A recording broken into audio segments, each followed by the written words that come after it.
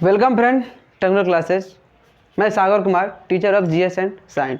दोस्तों, आज का जो लेक्चर होने वाला है ये ऐसे तो रिलेटेड है पॉलिटिकल साइंस से, और ये हमारा जो सेकंड चैप्टर है कॉन्स्टिट्यूशनल डिजाइन, उसी से कुछ हद तक रिलेटेड रहेगा। लेकिन मैं दोस्तों इस जो लेक्चर है इसको थोड़ा सा एब्रॉड करने की कोशिश किया हूँ। क्यों? क्योंकि ये जो लेक्चर है दोस्तों, एज यू स्टूडेंट की बात करें या एज यू लाइक सिटीजन की बात करें, हम पढ़ें या ना पढ़ें, इन सारे जो रूल एंड लॉ है हमें रियल लाइफ में भी क्या आते हैं, हर कदम पे जरूरत पड़ते हैं। तो इसीलिए एज यू एंगल स्टूडेंट से नहीं, अगर हम इंडिया के सिटीजन हैं तो ये सारे रूल और टॉपिक हमारे लिए क्या हैं, बहुत ही जरूरी होने वाले हैं। और बड़े होने पर जब सोशल लाइफ में उतरते हैं तो कदम कदम पर इनके वर्ड हमको सुनने को मिलते हैं। तो चलिए दोस्तों शुरू करते हैं। दोस्तों बात करते हैं अपने लेक्चर के स्टार्ट करने के लिए, तो हम बात करेंगे कॉन्स्टिट्यूशन से। किसके बात करेंगे दोस्तों? कॉन्स्टिट्यूशन से। कॉन्स्टिट्यूशन क्या है दोस्तों? What do mean by constitution? Second chapter है कॉन्स्टिट्यूशन डिजाइन। उसको समझने से पहले हम क्या समझते हैं, कॉन्स्टिट्यूशन क्या है? बताओ सब, कॉन्स्टिट्यूशन क्या है?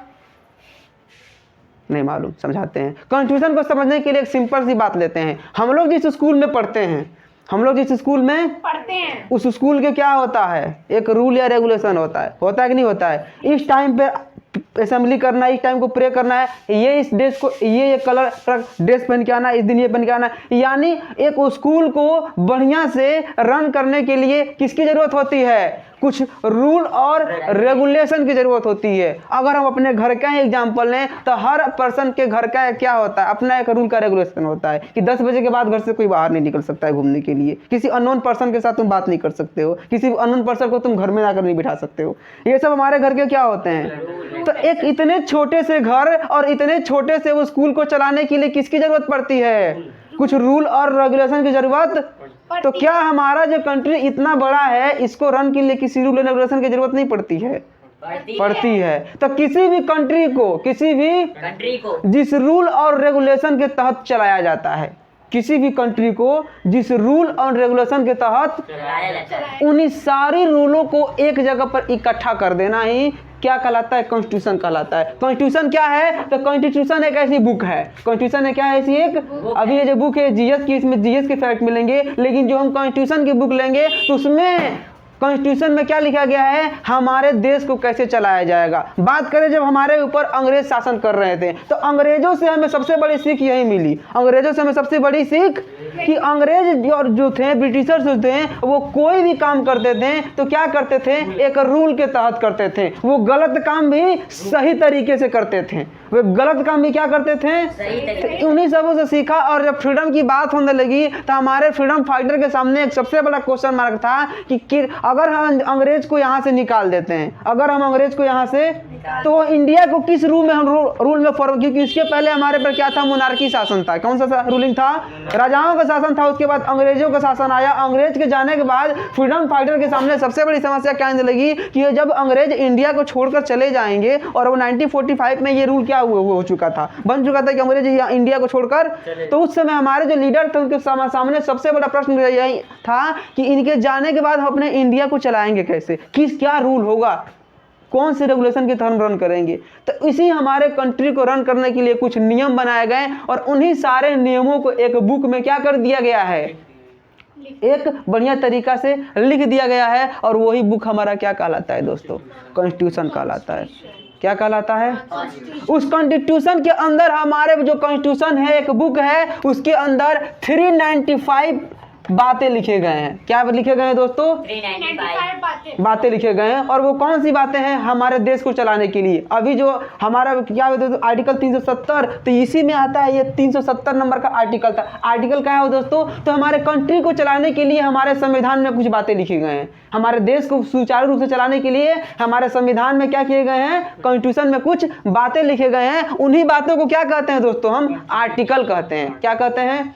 आर्टिकल कहते हैं। हमारे कॉन्स्टिट्यूशन में कितने आर्टिकल हैं? 395 आर्टिकल हैं। यानी हमारे कंट्री को चलाने के लिए 395 रूल की जरूरत पड़ती है, तो ही हमारा कंट्री बढ़िया से रन करता है। तो जब भी आर्टिकल की बात सुने, या जो हम लोग क्या बोले, आर्टिकल ये, तो जब भी आर्टिकल की बात सुनते हैं तो इसका मतलब ये हम समझ जाएंगे कि ये आर्टिकल किस में लिखा गया है, कॉन्स्टिट्यूशन में लिखा गया है, और ये देश को चलाने का कोई रूल है। ये देश को चलाने का कोई रूल है। क्या है दोस्तों? कहिए। तो हमको देश को चलाने के लिए क्या बनाया गया है? कॉन्स्टिट्यूशन बनाया गया है। उसी के कॉन्स्टिट्यूशन के रूल से हमने पिछले लेक्चर में बात किया था कि रूल ऑफ लॉ होना चाहिए, ना कि रूल बाई लॉ। तो रूल ऑफ लॉ किस में मिलते हैं? कॉन्स्टिट्यूशन में मिलते हैं। रूल ऑफ लॉ किस में मिलते हैं? तो एक बात देखते हैं दोस्तों, हमारे स्कूल को रन करने के लिए किसकी जरूरत पड़ती है? रूल की जरूरत पड़ती है। यदि कोई स्टूडेंट उस रूल को तोड़ता है तो उससे क्या किया जाता है? पनिशमेंट मिलती है। अब स्कूल का रूल बना दिया गया कि पेशेंस बना के रखेंगे, हल्ला नहीं करेंगे, एक लड़का दूसरे लड़के का मारकर सर फोड़ दे, क्या कर दे? सर फोड़ दे, तो क्या उसे पनिशमेंट नहीं किया जाएगा? पनिशमेंट किया जाएगा। तो उसी तरह ठीक उसी प्रकार हमारे कंट्री को चलाने के लिए क्या बनाया गया है? कॉन्स्टिट्यूशन और में रूल बनाए गए हैं। यदि कोई भी सिटीजन इन रूल को तोड़ता है, इन रूल को या अनफॉलो करता है, तो उसे क्या किया जाएगा? पनिश किया जाएगा। क्या किया जाएगा? तो उनको पनिश करने के लिए एक अलग सा रूल बनाया गया जिसे आईपीसी कहते हैं। जब भी कोई सिटीजन इन कॉन्स्टिट्यूशन के रूल को तोड़ता है, इस कॉन्स्टिट्यूशन के रूल को, तो उसको पनिश करने के लिए क्या बनाया गया है? एक अलग सा रूल बनाया गया जिसे क्या कहते हैं? आईपीसी। इसका फुल फॉर्म होता है इंडियन पिनल कोड। यानी कोई भी आदमी जो आदि कॉन्स्टिट्यूशन के खिलाफ, अब कॉन्स्टिट्यूशन में रूल बना दिया गया है किसी भी आदमी की जान नहीं मारना है, हत्या नहीं करना है, ये कॉन्स्टिट्यूशन में ऑफेंस है। यदि कोई आदमी किसी का मर्डर कर दे, क्या कर दे? तो उसके लिए पनिश कौन करेगा? हमारा आईपीसी करता है। यदि कोई आदमी किसी का मर्डर कर देता है तो हमारा कॉन्स्टिट्यूशन बताता है किसी का मर्डर करना इलीगल तरीके से। कॉन्स्टिट्यूशन में बहुत से हैं, कुछ कुछ कंडीशन में हम मर्डर भी लीगल होता है। जैसे हम अपने सेल्फ डिफेंस के लिए किसी का मर्डर करते हैं, वो क्या है? लीगल है। एक लड़की की कोई पर्सन रेप करना चाहता है, वो उस अपने कंडीशन में उसकी मर्डर कर देती है, वो ऑफेंस उस समय नहीं लिया जाएगा। लेकिन हम इलीगल तरीके से मर्डर करते हैं तो वो हमारा ऑफेंस हो जाएगा, मतलब हमने कॉन्स्टिट्यूशन के रूल को तोड़ा। तो हम क्या होंगे? पनिश होंगे। पनिश कौन करेगा? आईपीसी करेगा, जिसका फुल फॉर्म क्या होता है? Indian penal code. तो ये जो हम सुनते हैं, अगर फिल्मों में भी देखते हैं दोस्तों कि बोलता है सब, इसी आईपीसी को हिंदी में दफा कहते हैं। क्या कहते हैं? दफा कहते हैं या धारा कहते हैं। क्या कहते हैं? धारा 302 के तहत या दफा 302 के तहत या तारीख हिंद 302 के तहत आपको सजाए मौत सुनाया जाता है। तो ये कहाँ से सुनाया जाता है? ये आईपीसी है। ये क्या है? कुछ इंपॉर्टेंट आईपीसी होते हैं, जैसे 307, हम किसी को जान से मारने की कोशिश करते हैं और वो बच जाता है। जैसे किसी पर मारते हैं, यदि हमारा जबर किसी को मारते हैं, सर से ऊपर चोट लगता है, किसी को मार पीटी मारते हैं, सर से ऊपर चोट लगता है, तो ये हाफ मर्डर में आता है, यानी अटेम्प्ट टू मर्डर, उसकी जान जा सकती थी। तो वहां पर क्या लगता है? 307। मर गया मतलब 302, मर गया मतलब 302, और मरने वाला था तो क्या लगेगा? 307 लगेगा। 376 फेमस ही ये लोग इसे 76 में यूज करते हैं। अगर कोई लड़की या कोई रेप करता है या किसी महिला के साथ कुछ अनहोनी करता है तो उसके लिए क्या लगाया जाता है? 376 लगाया जाता है। 386 क्या होता है? ये अटेम्प्ट टू हरासमेंट। ये कोई भी पर्सन यूज कर सकता है यदि कोई आदमी किसी को सम्मान को ठेस पहुंचाता है। अब हम क्या है, एक टीचर है, डेजिग्नेटेड पर्सन है, कोई आया मुझे 2 थप्पड़ मार के चल दिया, 10 लोगों के सामने, मुझे तकलीफ हुआ, मेरे को हरासमेंट हुआ, मैं जाकर उस पर केस अटेम्प्ट टू 386 का हरासमेंट का केस कर सकता हूँ। तो ये था दोस्तों कुछ आईपीसी बहुत होते हैं। आईपीसी क्या होते हैं? टोटल 585 हमारे अंदर आईपीसी है। क्यों? क्योंकि अलग अलग ऑफेंस है तो सजा क्या क्या है दोस्तों? अब जो आदमी मर्डर करेगा उसकी सजा अलग होगी, जो आदमी पॉकेट मारेगा का पॉकेट चोरी करेगा उसकी सजा क्या होगी? अलग होगी। अब ऐसा थोड़े है कि जो आदमी पॉकेट मार दे उसको फांसी पर चढ़ा दो, जो चोरी किया उसे फांसी चढ़ा दो, जो मर्डर किया उसको भी फांसी चढ़ा दो। नहीं, अलग अलग ऑफेंस के लिए अलग अलग क्या है? पनिशमेंट है। ये पनिशमेंट कहाँ से दिया जाता है? आईपीसी से दिया जाता है। क्या से दिया जाता है? आईपीसी। क्लियर? नेक्स्ट टॉपिक हमको सुनने को मिलता है दोस्तों सीआरपीसी। क्या मिलता है? जैसे 144 लगाया जाता है तो वो कहाँ से लगाया जाता है? सीआरपीसी से लगाया जाता है। जो आर्टिकल 144 लगता है, सुन में 144 लग गया है कोई भी, तो ये 144 ना ही आर्टिकल होता है ना ही आईपीसी होता है। आईपीसी से क्या किया जाएगा? पनिश किया जाएगा। क्या किया जाएगा? पनिश। और आर्टिकल तो देश को चलाने का रूल है। तो 144 क्या होता है? सीआरपीसी में आता है। सीआरपीसी क्या है? तो देखो दोस्तों, समझते क्या है? देश को चलाने के लिए क्या बनाया गया? कॉन्स्टिट्यूशन बनाया गया। कॉन्स्टिट्यूशन बनाया गया। जब भी कोई आदमी कॉन्स्टिट्यूशन के रूल को तोड़ता है तो उसे आईपीसी के तहत क्या किया जाएगा? पनिश किया जाएगा। अब इस पनिश का क्या प्रोसीजर रहेगा? पनिश का क्या? जैसे कोई आदमी कोई चोरी करता है या मर्डर करता है तो किस प्रोसेस के तहत? ऐसा थोड़े होता है कि नहीं कि हमने किसी का मर्डर किया, पुलिस पकड़ा, जज के पास गया, जज दे दिया फांसी। ऐसा नहीं होता है। हमने चोरी किया, पुलिस पकड़ी, जज गया, डालो अंदर इसको, ऐसा नहीं होता है। हर चीज के ऑफेंस के लिए क्या बनाया गया है, एक प्रोसीजिंग बनाया गया है जिसे क्या कहते हैं, CRPC। इसका फुल फॉर्म क्या होता है, criminal processing code. Criminal processing.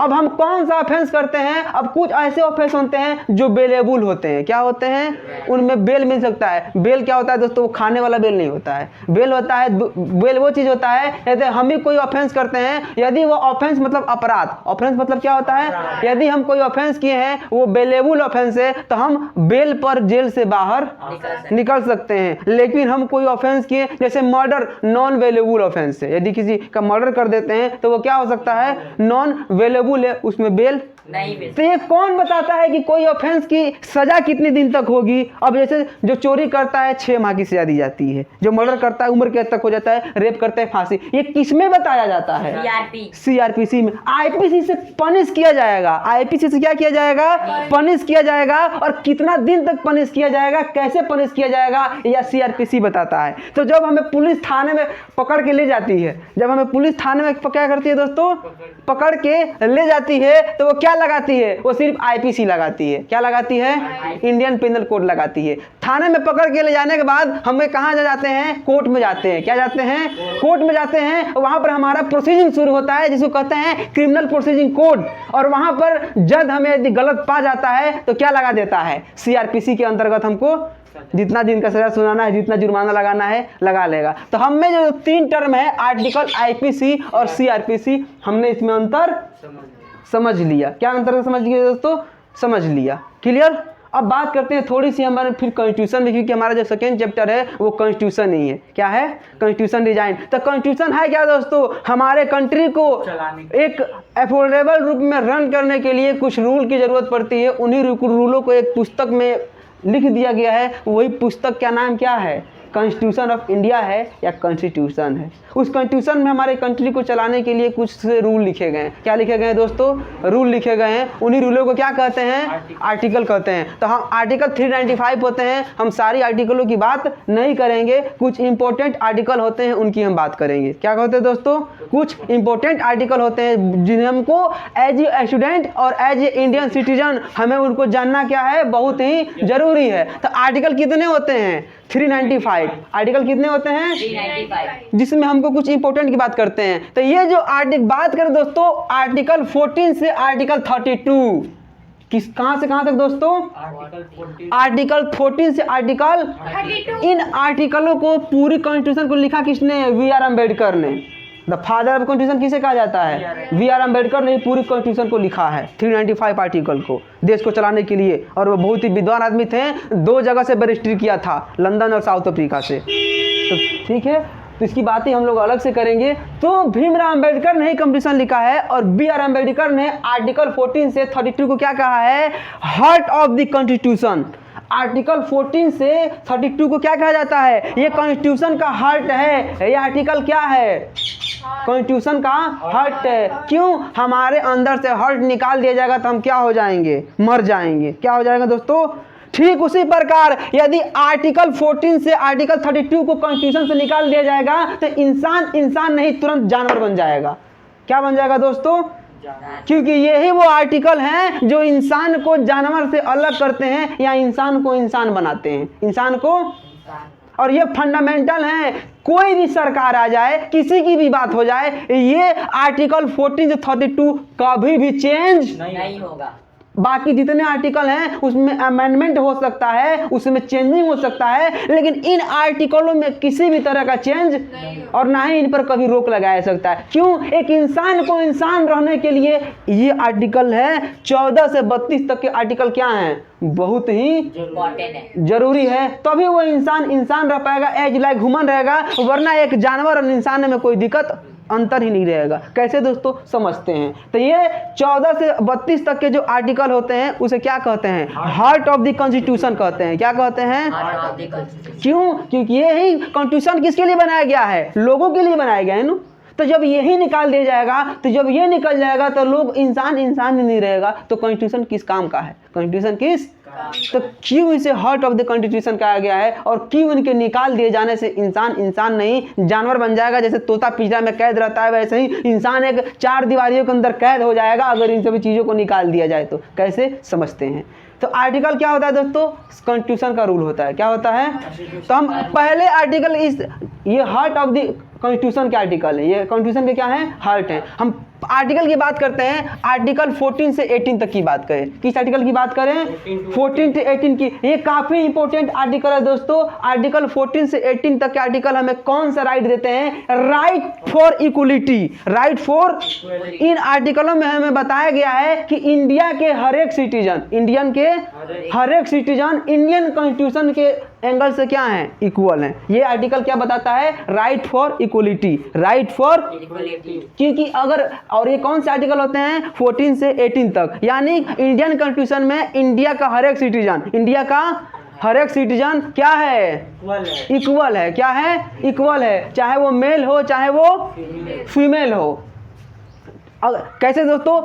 हमें कोई इंस्टीट्यूशन में एडमिशन लेना है, हमें कोई इंस्टीट्यूशन में, तो कोई इंस्टीट्यूशन हमें ये करके नहीं उसको डिस्क्वालीफाई कर सकता है, आप इस कास्ट से आते हैं, आप इस रिलीजन से आते हैं, यानी कॉन्स्टिट्यूशन की नज़र में सारे के सारे लोग क्या हैं? इक्वल हैं। ये कौन से आर्टिकल हमें राइट देते हैं?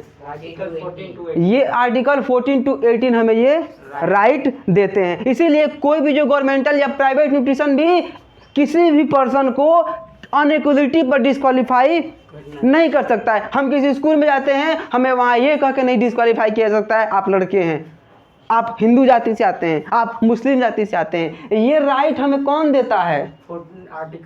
आर्टिकल 14 to 18 हमें किस बात की राइट देता है? कि राइट फॉर इक्वलिटी, सब कोई एक समान है, सब कोई एक समान। आप किसी के साथ डिस्क्रिमिनेशन किसी भी लेवल पे, चाहे वो रिलीजन हो, चाहे वो सेक्स हो, चाहे वो कलर हो। अब ये रिलीजन नहीं कह सकता है कि यहाँ पर केवल सुंदर लड़के ही पढ़ेंगे, काले लड़के नहीं पढ़ेंगे। तुरंत बात गड़बड़ हो जाएगी, कहाँ हम पहुँचेंगे? बात करते हैं। तो ये इंपॉर्टेंट एक आर्टिकल है कि नहीं है? आर्टिकल 14 से 18 में क्या बताया गया है? कि कॉन्स्टिट्यूशन के एंगल से सारे सिटीजन क्या हैं?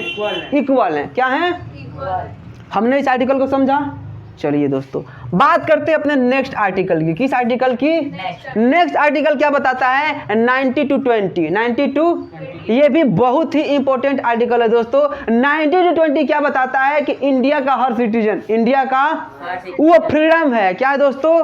कहीं भी जा सकता है, कहीं भी घूम सकता है, और सारी तरह की फ्रीडम उसके पास रहेगी। जैसे एक जानवर को क्या करते हैं? बांध देते हैं, उसके पास फ्रीडम रहती है, ना वो अपने मन से खा सकता है, ना वो अपने मन से घूम सकता है, ना अपने मन से कहीं वो कुछ कर सकता है, हमारे बस में रहता है। तो क्या हमारे पास ऐसा बंदिश होता है? नहीं होता है। क्यों? हमें कॉन्स्टिट्यूशन ये राइट देता है, राइट फॉर फ्रीडम। हम पूरी तरह से क्या है? स्वतंत्र है, कहीं भी घूम सकते हैं, कहीं भी करते हैं। हाँ, इसमें कुछ बाउंडेशन भी है, इसमें कुछ, जैसे इसमें कहीं भी घूमने फिरने की आज़ादी हो, कहीं भी।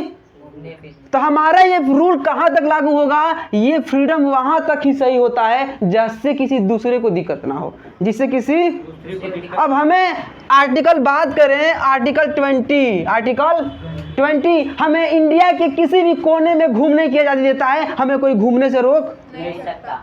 आर्टिकल 20 यही कहता है हम पूरे इंडिया में कहीं भी, इंडिया के किसी कोने में कहीं भी घूम सकते हैं। अब हम किसी के जाके बेडरूम में सो रहे हैं, वो हस्बैंड वाइफ, उसमें घूमने लगे, तो वो क्या करेगा? ले भाड़ ले भाड़। क्यों? अब हम बोलेंगे भाई आर्टिकल 20 तो मुझे बोलता है ये कि हम कहीं भी घूम सकते हैं, तुम मुझे रोक क्यों रहे हो?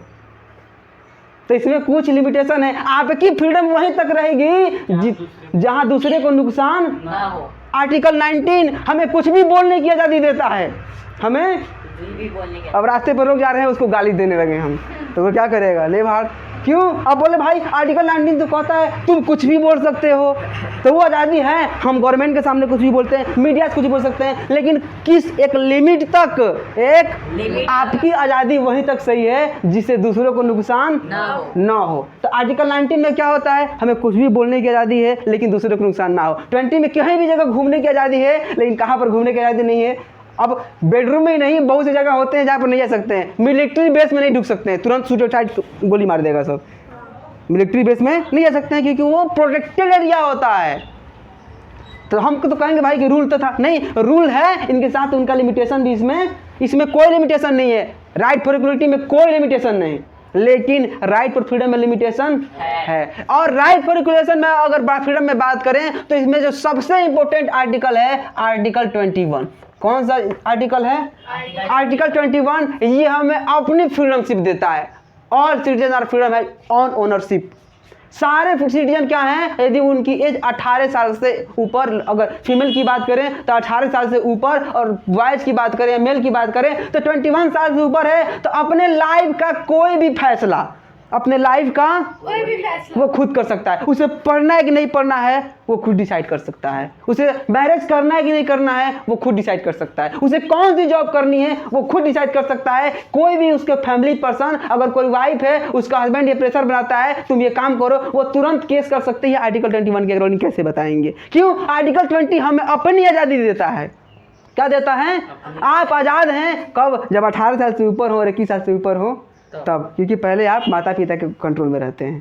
ठीक है, इसके ये एज लेवल पार करने के बाद इंडियन कॉन्स्टिट्यूशन में क्या दे देता है? आज़ादी दे देता है कि हम क्या हैं? स्वतंत्र हैं अपनी फैसला को लेने के लिए। अभी हम लोग, आप लोगों के फैसला कौन से लेते हैं? आपके मम्मी पापा लेते हैं, लेकिन बड़े हो जाने पर क्या होते हैं? आदमी अपना फैसला खुद लेता है, और ले भी सकता है, कोई लेने से रोक भी क्यों बना दिया गया है आर्टिकल 21। समझ में आया? नेक्स्ट आर्टिकल की बात करते हैं दोस्तों, तो आर्टिकल 23 से 24। ठीक है, और ध्यान दीजिए ये 22 ये भी इंपॉर्टेंट आर्टिकल है। 22 भी क्या है? इंपॉर्टेंट, क्योंकि आज़ादी की बात है। किसकी बात है? इसीलिए इस पर ज़्यादा फोकस किया गया है। आर्टिकल 22 ये बताता है आप किसी भी आदमी को बिना उचित कारण बताए गिरफ्तार नहीं कर सकते हैं, उसे बंदी नहीं बना सकते हैं। जैसे पुलिस आती है जो अरेस्ट कर रहे हैं तो क्या लेकर आती है? एक वारंट लेकर आती है, तो आपकी क्या करती है? पकड़ के ले जाती है। अगर वो वारंट लेकर नहीं आए तो आप उसके साथ सीधे बोलिए नहीं जाएंगे। सीधे बोलिए क्यों? आप एक अफोर्डेबल रीजन लेके आइए कि किस रीजन के कारण हमें पकड़ के ले जाएंगे। ये कौन सा राइट देता है? आर्टिकल 22। 21 भी इंपॉर्टेंट था, तो ये बहुत ही इंपॉर्टेंट था। और इसकी में ही क्या होता है? लिमिटेशन होता है। आशा करता हूँ आर्टिकल समझ में आप लोगों को आ रहे होंगे। नेक्स्ट आर्टिकल की बात करें दोस्तों, तो वो आर्टिकल हमारा कौन सा होगा? वो आर्टिकल 21 और 22 होगा। नेक्स्ट आर्टिकल की बात करते हैं दोस्तों, तो ये होता है 23 for 24, 23 to 24। 23 और 24 क्या कहते हैं? Right again exploitation. Right again exploitation मतलब शोषण की। यदि एक्सप्लॉयटेशन क्या होता है दोस्तों? अब हमारा क्या है, एक लड़का है, वो 6 से 14 साल का बच्चा है, उसकी एज क्या है दोस्तों? पढ़ने की एज है। क्या है दोस्तों? पढ़ने की एज है, और उसके पेरेंट्स उसे जबरदस्ती काम करा रहे हैं, यानी उसके राइट का क्या कर रहे हैं? वो एजुकेशन उसका राइट था, एजुकेशन उसका राइट था, लेकिन उसके पेरेंट्स उससे को राइट, ये उसका शोषण हो रहा है, एक्सप्लॉयटेशन हो रहा है। तो उसके तहत हम क्या कर सकते हैं? 23 और 24 के तहत क्या कर सकते हैं? केस कर सकते हैं। हम किसी जो हमने दोस्तों क्या किया? एक एग्जाम दिया। क्या दिया? एक एग्जाम दिया। उस एग्जाम में हमें ये करके डिस्क्वालीफाई कर दिया गया, आप गाँव से आते हैं, आप जंगल से आते हैं, आपका यहाँ सिलेक्शन नहीं होगा।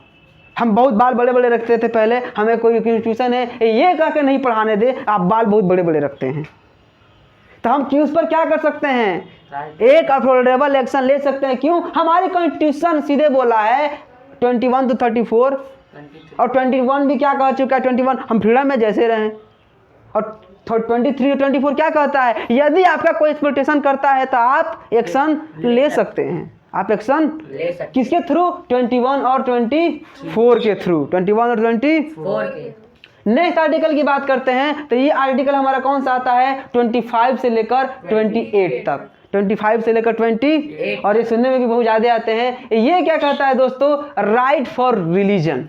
राइट फॉर इंडिया का हर एक सिटीजन किसी भी धर्म को मनाने को मानने को आज़ादी है। कोई भी, हम हिंदू हैं, अपने धर्म को आसानी से मना कर सकते हैं, सेलिब्रेट कर सकते हैं। और हाँ, किसी भी रिलीजन की जगह पर किसी भी रिलीजन के आदमी को डिस्क्रिमिनेट नहीं किया सकता है, ये आर्टिकल 26 कहता है। जैसे हमारा हिंदू का मंदिर है, वहाँ किसी मुसलमान को जाने से नहीं रोक सकते हैं। कोई मुस्लिम का मस्जिद है, वहाँ किसी हिंदू को जाने से उस पर अफोर्डेबल एक्शन। ये कौन सा आर्टिकल बताता है? 26। 28 में 26 ये बताता है। 27 ये कहता है कि कोई भी पर्सन है वो अपनी इच्छा से चाहे तो रिलीजन को एक्सचेंज कर सकता है। जैसे एक मुस्लिम लड़का हुआ, अगर वो किसी हिंदू लड़की से शादी करता है तो लड़की की यदि सहमति है तो वो क्या कर सकती है, वो मुस्लिम बन सकती है। ये कौन सा आर्टिकल अफोर्डेबल देता है? 27। 28 क्या करता है? ये राइट देता है कि हम अपनी रिलीजन को चाहे तो बरकरार भी रख सकते हैं, अपने रिलीजन की रक्षा कर सकते हैं। एज यू लाइक, अगर मुस्लिम लड़का है हिंदू लड़की से शादी करता है, हिंदू लड़की अपना रिलीजन नहीं चेंज करना चाहती है, तो उसके पास हमारा कॉन्स्टिट्यूशन राइट देगा कि वो अपना रिलीजन क्या रखेगी, हिंदू ही रखेगी। तो ये सारे आर्टिकल क्या होते हैं, हमारे रिलीजन को प्रोटेक्ट करने के लिए या रिलीजन को सपोर्ट करने के लिए क्या करते हैं, 25 से 28 आर्टिकल होते हैं। नेक्स्ट आर्टिकल की बात करते हैं दोस्तों, तो 29 to 30, 29 to 30 ये क्या होते हैं, राइट फॉर एजुकेशन और कल्चर, राइट फॉर एजुकेशन और ये भी बहुत इंपॉर्टेंट आर्टिकल है। आर्टिकल 29 क्या कहता है दोस्तों, कोई भी इंडियन का सिटीजन है, कोई भी इंडियन का, तो उसे एजुकेशन का राइट है, उसे एजुकेशन का चाहे वो किसी भी कंडीशन में हो। अब एक 35 साल का आदमी है, वो पढ़ना चाह रहा है, वो क्या करना चाह रहा है, उसे ये करके नहीं आप डिस्क्वालीफाई कर सकते, आपकी एज पढ़ने की नहीं है। ठीक है, तो ये आर्टिकल 29 क्या कहता है कि किसी भी आदमी हो वो उसको एजुकेशन लेने का राइट है, चाहे वो किसी भी मेथड से हो, किसी भी जगह जाके हो। 30 क्या कहता है, उसे अपने कल्चर को फॉलो करने की भी आज़ादी है, उसे अपने कल्चर को क्या करने की है, फॉलो करने की।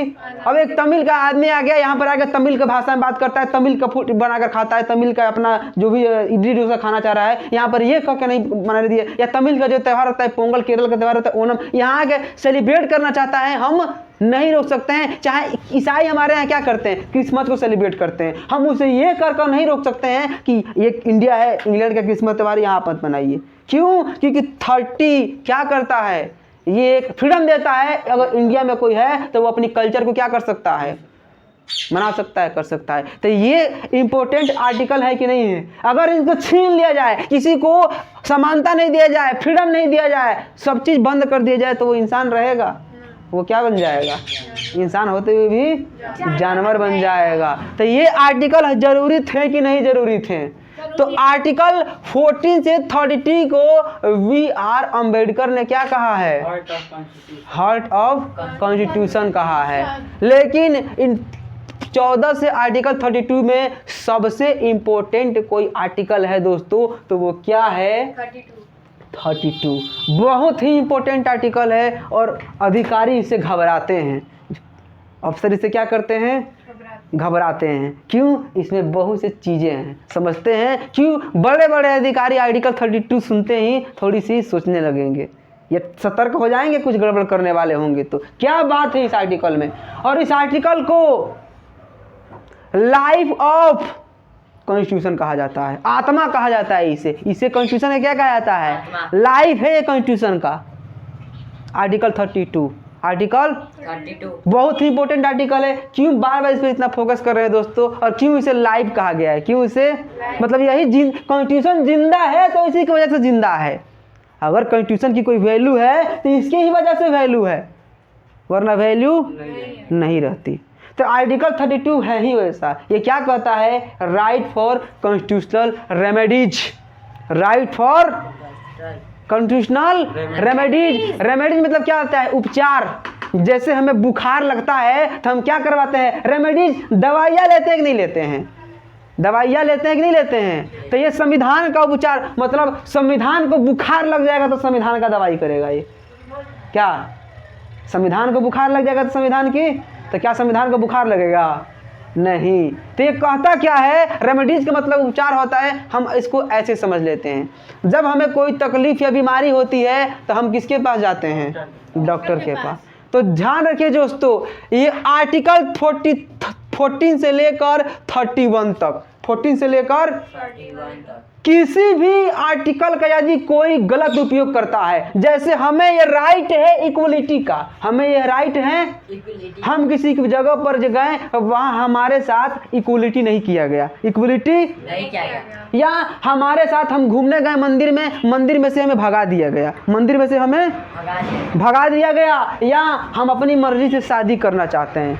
हमारे फादर हैं, हमारी मर्जी से शादी नहीं कर सकते हैं तो यही तुरंत आ जाएगा 32। आर्टिकल 32 क्या कहता है, ये जितने आर्टिकल लिखे गए हैं, जितने आर्टिकल, यदि आपको इनको फॉलो नहीं करने दिया जाता है, आपको इनको फॉलो, या कोई भी कॉजेज हो, कोई भी पर्सन इनके सामने आ रहा है, तो आप सीधे उस पर एक्शन ले सकते हैं। आप सीधे उस पर एक्शन, और वो भी कहाँ ले सकते हैं, ना थाना में, ना डीएम के पास, ना कोर्ट में, ना हाई कोर्ट में, आप सीधे सुप्रीम कोर्ट जा सकते हैं। ये पावर होती है इस आर्टिकल की। और किसी भी, हमारे घर में कोई चोरी होता है, हमको कोई मारता है, हम सीधे सुप्रीम कोर्ट में नहीं, हम पहले पुलिस, फिर कोर्ट, फिर हाई कोर्ट जाते हैं। लेकिन हम, इसी को कहा जाता है फंडामेंटल राइट, इंसान को इंसान बनाने के लिए। तो यदि कोई आदमी, अभी एक केस हुआ था अर्नब गोस्वामी का, अर्नब गोस्वामी को क्या किया गया था, अरेस्ट किया गया था, तो वो डायरेक्ट किसके पास गया था, सुप्रीम कोर्ट गया था। वो इसी आर्टिकल 32 के तहत गया था, क्योंकि उसके फंडामेंटल राइट को, और वो क्यों गया था बताते हैं आगे ही, वो हैबियस कॉर्पस के तरफ यूज करके गया था। बताते हैं हैबियस कॉर्पस क्या होता है। तो आर्टिकल 32 इंपॉर्टेंट क्यों होता है, ये इस बात की हमें आज़ादी देता है, कोई भी पर्सन, कोई भी कॉजेज, या कोई भी अथॉरिटी, या कोई भी ऑर्गेनाइजेशन, कुछ भी हो, XYZ कुछ भी हो, वो हमारे इन राइटों का एक्सप्लोजन करता है, या इन रूल को फॉलो नहीं करने देता है। इन रूल को फॉलो नहीं करना, तो हमें किसके पास जाना है, सीधे सुप्रीम कोर्ट, सीधे, और within 24 hour supreme court में फैसला देने का रूल बनाया गया है। यदि इस आर्टिकल 32 की तरह जाते हैं, तहत जाते हैं, तो 24 घंटे के अंदर सुप्रीम कोर्ट क्या करेगा, इस पे फैसला देगा। ये नहीं कि केस लड़ते रहें, इसकी जरूरत इसमें नहीं पड़ती है। इसीलिए आर्टिकल क्या है, बहुत ही इंपॉर्टेंट है। हम किसी पर जगह गए, हमें क्या किया गया, हमको धर्म बदलने से रोका जा रहा है, हम पुलिस में जाएंगे नहीं, चक्कर में पड़ जाएंगे, अपने डिस्ट्रिक्ट कोर्ट में जाएंगे नहीं, हाई कोर्ट में जाएंगे नहीं, डायरेक्ट जाएंगे सुप्रीम कोर्ट में, एक वकील को पकड़ेंगे, कहेंगे फार्म दे कॉन्स्टिट्यूशनल रेमेडी का, हमारे अधिकारों को हनन किया गया है, और 24 घंटे के अंदर जो आदमी अधिकार हनन किया रहेगा वो सामने कोर्ट में आ जाएगा। इंपॉर्टेंट है कि नहीं है, तो इसकी प्रोसेस को समझते हैं। जब भी कोई आर्टिकल 32 के यूज करता है, आर्टिकल 32 का यूज करता है, सुप्रीम कोर्ट में इसकी एक फॉर्म आती है, कॉन्स्टिट्यूशनल रेमेडीज की फॉर्म आती है, किस राइट का आपका एक्सप्लोजन किया गया है। एज लाइक, जैसे हम समझते हैं, हमारा एक फ्रेंड है, हम उससे मिलते करते हैं, ये बात उसके पापा को अच्छी नहीं लगी, ये बात उसके पापा को अच्छी नहीं लगी। पापा ने क्या किया, दरवाज़ा खोला, अंदर बंद कर दिया, तू पड़ा रहा उसी में। हम जा रहे हैं मिलने, उससे मिलने नहीं दिया गया। तो इस राइट का उसका एक्सप्लोजन हुआ कि नहीं हुआ, राइट फॉर फ्रीडम, उसे किसी से भी मिलने की, किसी से भी घूमने की आज़ादी है। कब, 18 और 21 साल से ऊपर, तब हो सकता है। अब 10 साल का लड़का हो, उसके पापा रोके, तो वहाँ पर कुछ नहीं होगा। तो वो यहाँ पर ये उसके एक ये जो राइट फॉर फ्रीडम है, उसका एक्सप्लोटेशन हुआ कि नहीं हुआ, तो हम कहाँ पर जाएंगे, सीधे सुप्रीम कोर्ट। और आर्टिकल 32 इस बात की आज़ादी देता है कि कोई भी आदमी इसको भर सकता है। एक मेरा फ्रेंड है, या हम एक आदमी को जान रहे हैं, उसको, हमसे उसका कोई नाता नहीं है, हमसे उसका कोई नाता नहीं, लेकिन हम जान रहे हैं उसके अधिकारों का गलत उपयोग किया जा रहा है, उसको ये रूल को फॉलो नहीं किया रहा है, हम भी इस फार्म को भर सकते हैं, हम भी इस फार्म को भर सकते हैं। ये नहीं जरूरी कि आप इसके भैया रहेंगे, आप इसके भाभी रहेंगे, चाचा चाची रहेंगे, तभी भर सकते हैं। एनी इंडियन सिटीजन कोई भी इसको फॉलो कर सकता है। तो जब भी कोई आदमी आर्टिकल 32 कॉन्स्टिट्यूशनल रेमेडीज का फॉर्म भरता है, तो सुप्रीम कोर्ट 5 रीट जारी करता है। क्या जारी करता है, 5 रीट। भरते ही फॉर्म जाएगा सुप्रीम कोर्ट, फैक्ट लिखा धड़ नोटिस, बगल के जो यहाँ थाने होते हैं, तुरंत फैक्ट में चला आएगा, ये नोटिस सुप्रीम कोर्ट भेज देगा। वो 5 तरह के, जब भी कोई आदमी आर्टिकल 32 का यूज करता है, तो सुप्रीम कोर्ट कितने तरह के रीट जारी करता है, रीट मतलब क्या होता है, आदेश, ऑर्डर। रीट मतलब क्या होता है, ऑर्डर। सुप्रीम कोर्ट 5 तरह का ऑर्डर जारी करता है। पहला ऑर्डर क्या होता है, हैबियस कॉर्पस। पहला ऑर्डर क्या होता है, हैबियस कॉर्पस। इसका मतलब क्या होता है दोस्तों, सुप्रीम कोर्ट का जो पहला ऑर्डर रहेगा, मतलब जिस आदमी के साथ ये ऑफेंस हुआ है, जिस आदमी के साथ ये ऑफेंस तो पहले रीट में जारी किया गया है कि जिस आदमी के साथ ये ऑफेंस हुआ है, उसको मेरे सामने लाओ पहले।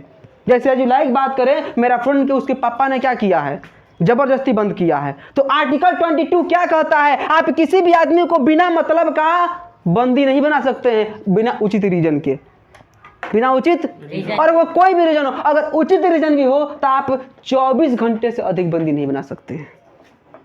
आपके पास एक ऑथेंटिकेट रीजन है, फिर भी आप उसे क्या कर सकते हैं, फादर बोल सकते हैं, हो सकता है बड़ा दिक्कत किया था, तो भाई आप 24 घंटे से बेसी उसको बंद करके नहीं रख सकते हैं। अब मान लीजिए 3 दिन से उसको रूम में बंद किए हैं, 3 दिन से रूम में हमें इसे बात का पता लग गया कि वो रूम में क्या है, बंद है, तो हम कहाँ पर जाएंगे, सुप्रीम कोर्ट, भर देंगे फार्म कॉन्स्टिट्यूशन रेमेडीज का। सुप्रीम कोर्ट तुरंत विदिन 1 घंटे के अंदर क्या 5 रीट बना के भेज देगा। उस रीट में पहला रीट क्या होता है, हैबियस कॉर्पस होता है। क्या होता है, हैबियस कॉर्पस। ये क्या कहता है कि जिस पर्सन के साथ एक्सप्लॉइटेशन हुआ है उसको मेरे सामने लाओ, उसको मेरे सामने लाओ। मतलब जिस आदमी को बंदी बनाया गया था या जिसके साथ गलत हुआ है हाजिर करो, मतलब हर हालत में लाना है। एज यू लाइक, ये रूल इतना खतरनाक होता है। अभी हाल ही में इस पर करंट इश्यू बताते हैं। अक्षय कुमार एक कोबरा कमांडो थे, कोबरा कमांडर थे, उनकी डेथ हुई ट्रेन से गिरकर या जो भी हुई। वहाँ के पुलिस ने क्या किया, उनको गलत तरीके से क्या किया, बिना पोस्टमार्टम कराए लाश को जमीन में दफना दिया। लाश को जमीन में 24 घंटे के बाद नहीं मिला, आदमी गायब है, आदमी क्या है, तो उससे शक हुआ। उनके फैमिली वालों ने उस थाने में जाके उस पुलिस अफसर पर केस किया सुप्रीम कोर्ट में, क्योंकि आदमी का क्या है, 24 घंटे से वो गायब है, कुछ बात ही नहीं हो पा रहा है उससे। तो ये लागू होगा कि नहीं होगा, 32 ये 22 लागू हो जाएगा, तुरंत 32 भरेगा। पहला रीड क्या करता है, हैबियस कॉर्पस, मतलब हाजिर करो, क्या करो, कहीं से भी हाजिर करो। मर गया है कोई दिक्कत नहीं है, कहाँ मारे हो, जला दिए हो, राख लाओ, डीएनए टेस्ट करवाएगा वो। जमीन में गाड़े हो निकाल के लाओ, नहीं लाओगे तो तुम्हारा नौकरी खा जाएगा, जो भी चीज़ों का खा जाएगा, नहीं तो डायरेक्ट तुमको उम्र कैद डालेगा सुप्रीम कोर्ट। इतना डेंजरस कानून होता है ये, ठीक है। इसीलिए कोई भी पुलिस ऑफिसर होते हैं, अगर किसी आदमी को अरेस्ट करते हैं विदिन 24 आवर के अंदर क्या करते हैं, उसे कोर्ट में लेकर डाल देते हैं, पता कर लीजिएगा। कोई भी पुलिस अधिकारी है, यदि किसी पर्सन को 24 घंटा से ज्यादा अगर जेल में रखा है, हम उस पर क्या कर सकते हैं, आर्टिकल 32 लगा सकते हैं। और उसे क्या करना पड़ेगा, कोर्ट के सामने जाकर ये बताना पड़ेगा कि उसने क्यों बंदी बनाया। अगर ऑथेंटिकेट रीजन देता है तो वो ठीक है, वरना उसकी हालत खराब है। हालत क्या है, खराब है। तो पहला रीट सुप्रीम कोर्ट क्या जारी करता है, हाजिर करो, क्या करो, हाजिर करो, क्या करो, हाजिर करो। तो ये पावरफुल रूल है कि नहीं है। किसी के साथ भी कुछ गलत हो रहा है, तुरंत अक्सर इसका यूज क्या करते हैं, तो हमारे थाने में जो पुलिस ऑफिसर होते हैं वो बहुत से गलत फायदे उठाते हैं। आदमी को पकड़ कर ले जाएंगे, 2 दिन तक जेल में डाल देंगे। उसे आप सिर्फ एक बात कहिए, आर्टिकल 32 के अंदर जानते हैं, कहेगा जाइए कोर्ट में, आपका आदमी वहां पहुंच जाएगा। क्यों, आर्टिकल 32 में ये क्या बताता है, पहला ही होता है हैबियस कॉर्पस, और 22 में बोला गया है भाई, आप एक उचित रीजन आपके पास हो, ठीक है, वो मर्डर किया है, चोरी किया है, कुछ भी किया है, 24 आवर से बेसी आप उसको बंदी नहीं बना सकते हैं। और यदि बनाए हैं तो आपने इस रूल का क्या किया है, तोड़ा किया है, आप ऑफेंस किए हैं, आपको क्या किया जाएगा, पनिश किया जाएगा। इसीलिए कोई भी पुलिस होते हैं अक्सर वो 24 घंटे में क्या कर देते हैं, भेज देते हैं, कोर्ट में चला भेज देते हैं, क्योंकि उनकी नौकरी जा सकती है, प्यारी होती है। नेक्स्ट टॉपिक की बात करें, ठीक है, उस आदमी को सामने ला दिया गया, हैबियस कॉर्पस पूरा हो गया। सेकेंड रीड में क्या होता है दोस्तों, मैंडेमस। क्या होता है, मैंडेमस, मतलब इसका क्या होता है, हम आदेश देते हैं, हम क्या देते हैं, आदेश देते हैं। इसको एग्जांपल की इस तरह से हम देख सकते हैं कि जैसे हम किसी बात को, जैसे मेरा सर्टिफिकेट स्कूल में जा रहे हैं, किस में जा रहे हैं, स्कूल में मेरे को एक सर्टिफिकेट सही कराना है, करेक्शन करवाना है, 10 दिन से चक्कर लगा के दौड़वा रहे हैं, 10 दिन से चक्कर लगा के एकदम चक्कर लगवा दिए। और परसों मेरी क्या है, जॉब का काउंसलिंग डेट है। अगर ये फार्म नहीं ला कर देते हैं तो मेरी जॉब क्या हो जाएगी, जा सकती है। मतलब यहाँ पर मेरे राइट का क्या किया है, ये राइट फॉर एजुकेशन, ये इसकी जानकारी मुझे देना आपका मेरा राइट था, आप मेरे राइट कैलकुलेशन कर रहे हैं, तो फिर हम आर्टिकल 32 लगाएंगे। तो सुप्रीम कोर्ट क्या कहता है, अगर ठीक है तुम्हें कोई देने में दिक्कत है तो सुप्रीम कोर्ट से ऊपर कुछ नहीं है इंडिया में, ध्यान रखना। सुप्रीम कोर्ट कहता है, हम आदेश देते हैं, हम बोलते हैं, हम गॉड फादर, करो, तुम करो इस काम को, हम आदेश देते हैं। क्या देते हैं हम, ये होता है किसका, मैंडेमस कॉर्पस का। किसका पावर होता है, मैंडेमस कॉर्पस का। कोई दिक्कत।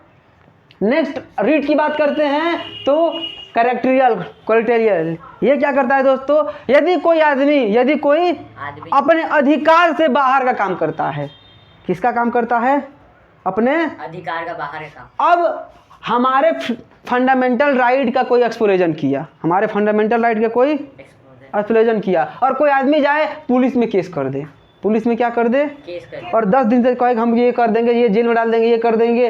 तो भाई ये आर्टिकल 32 का मामला है, ये किसका मामला है? 32। आपके रेंज में ये आता ही नहीं है, आपके रेंज में ये आता ही नहीं है। अब बात करें, एक आदमी को झगड़ा हो गया किसी कंट्री स्टेट को लेकर, किसको लेकर? तमिल वाले और आंध्रा वाले आपस में झगड़ा करने लगी और वो उसकी फैसला करे हाई कोर्ट में जाके। नहीं, ये स्टेट की मामला है, किस में सॉल्व होगा? अयोध्या का जो मामला था वो किस में सॉल्व होगा? अब कोई हाई कोर्ट है, बिहार का हाई कोर्ट है या यूपी का हाई कोर्ट है, उस अयोध्या तो यूपी में पड़ता है, पड़ता कि नहीं पड़ता है? लेकिन क्या वो यूपी हाई कोर्ट उसमें फैसला दे पा रहा था? नहीं। अब यूपी का जज हो कोई, वो उस पर रिपोर्टेशन करे, तुरंत खड़ा हो जाएगा ये कोलेट्रियल। औकात भर काम करो बाबू। ये किसके अंतर्गत आता है? सुप्रीम कोर्ट के। मतलब कोई भी आदमी अपने अधिकार से बाहर काम नहीं कर सकता है, ठीक है। अब एक आदमी के जो हर चीज़ के लिए क्या बनाया गया है? डिग्री बनाया गया है। जैसे एक लीगल डिग्री क्या है कि जिसको 10-12 पढ़ाना है वो क्या करेगा? बीएड पढ़ाए, बीएड किया होना चाहिए, तभी वो क्या कर सकता है? टीच कर सकता है। एक अनएजुकेटेड आदमी है, बीएड है, वो बच्चों को टीच कर रहा है, कोई बातें जानता है तो उस पर एक्शन ले सकता है, क्योंकि वो अपने अधिकार से क्या कर रहा है? ऊपर का काम कर रहा है। तो इस पर भी हम लोग कार्रवाई कर सकते हैं। ये कौन बात कहता है? Supreme court. नेक्स्ट है प्रोहिबिशन। क्या होता है? कुछ हदों में क्या करता है सुप्रीम कोर्ट? ये आदेश देता है हमारे अथॉरिटीज को कि आप कुछ हदों में क्या कर सकते हैं। अब देखो बाबू, हम क्या करें, बनारस को बम ब्लास्ट करने का एक प्रोग्रामिंग कर रहे हैं कि कैसे यहाँ पे ब्लास्ट करेंगे, यहाँ बम फिट करेंगे। अब पुलिस हमको क्या करेगी? पकड़ कर अब 12 घंटे से ऊपर रखे, 24 घंटे से ऊपर रखे नहीं, 2 दिन तक छोड़ी ही नहीं, 2 दिन तक छोड़ी। अब कोई जाए आर्टिकल 32 लगा दे, सुप्रीम कोर्ट देखेगा तो पुलिस यहाँ दिखा देगा कि सर ये सिंपल मामला नहीं था, ये सिंपल मामला नहीं था, ये एक टेररिस्ट ग्रुप से जुड़ा हुआ था और इससे पूरी कंट्री को खतरा है। या तो इसमें बताया गया है अगर किसी चीज़ से, किसी पर्सन से पूरी कंट्री या पूरी चीज़ों के यदि खतरा होता है तो वहाँ पर वो आदमी प्रोहिबिशन मतलब निषेध कुछ छीना जाएगा। प्रोहिबिशन मतलब यहाँ बॉयज का प्रोहिबिशन है, यहाँ पर बॉयज नहीं आ सकता है। तो इस रूल में ये बताया गया है कौन कौन आदमी इस आर्टिकल 32 का यूज नहीं कर सकता है, कौन कौन आदमी इस आर्टिकल 32 का यूज नहीं कर सकता। अब जो कोई टेररिस्ट हो या कोई गलत एक्टिविटी में प्लानिंग कर रहा हो तो उसके अंतर्गत क्या किया जा सकता है? 24 घंटा नहीं, 6 महीना तक अंदर जेल में रखा जा सकता है। वो उस स्टेट के गवर्नर के ऊपर डिसाइड करेगा कि कितना दिन तक उसको जो भी करना है करें। ये सुप्रीम कोर्ट क्या देता है? प्रोहिबिशन देता है। सोचो जो कॉन्स्टिट्यूशन बनाया था कितना माइंड लायक बनाया था। यदि ये नहीं बनाया गया रहता तो बहुत से बहुत क्या हो जाते, आतंकवादी आते हैं, प्लानिंग करते हैं और भाई 24 घंटे के अंदर, 24 घंटा यार तो पुलिस को पूछताछ करने ले जाने, कोर्ट भी ले आने में लग जाता है। क्या समय कितना होता है उसके पास? 24 घंटे में क्या पता कर लोगे तुम? अगर किसी आतंकवादी से उसके गिरोह का पता करना है, बताओ कहाँ कहाँ बॉम्बिंग किए हो, क्या 24 घंटे में पता कर लोगे तुम? कुछ नहीं पता कर सकते हो। तो इसीलिए क्या बना दिया गया, यदि सिक्योरिटी का मामला हो, नेशनल लेवल का मामला हो तो उसे क्या कहा जाएगा? प्रोहिबिशन। और लास्ट रीट है क्या सुप्रीम कोर्ट का? Quo warranto. क्या होता है? क्यू वारंटो क्या देता है? हमें मान लीजिए हमें किसी भी हमें अगर चीज़ से संतुष्टि नहीं हो, तो हम उसको दोबारा से क्या कर सकते हैं? जांच में लगवा सकते हैं। जैसे हमें झगड़ा हुआ, हमें क्या हुआ? हम गए यहाँ के डिस्ट्रिक्ट कोर्ट में, डिस्ट्रिक्ट कोर्ट में हमारा जो अपोजिशन पार्टी था, हो सकता है पैसा या कुछ इलीगल मेथड का यूज करके जीत गया हो, तो हम इस फैसले से क्या हैं? खुश। तो क्यू वारंटी का तो हम क्या कर सकते हैं? अगले ऊपर वाले कोर्ट में क्या कर सकते हैं? इस पर फिर से मुकदमा हम कर सकते हैं, या फिर से जांच करने के लिए हम क्या कर सकते हैं? सिफारिश कर सकते हैं। किसके तहत? क्यू वारंटी के तहत। आशा करता हूँ आपको ये जानकारियाँ अच्छी लगी होगी। धन्यवाद दोस्तों।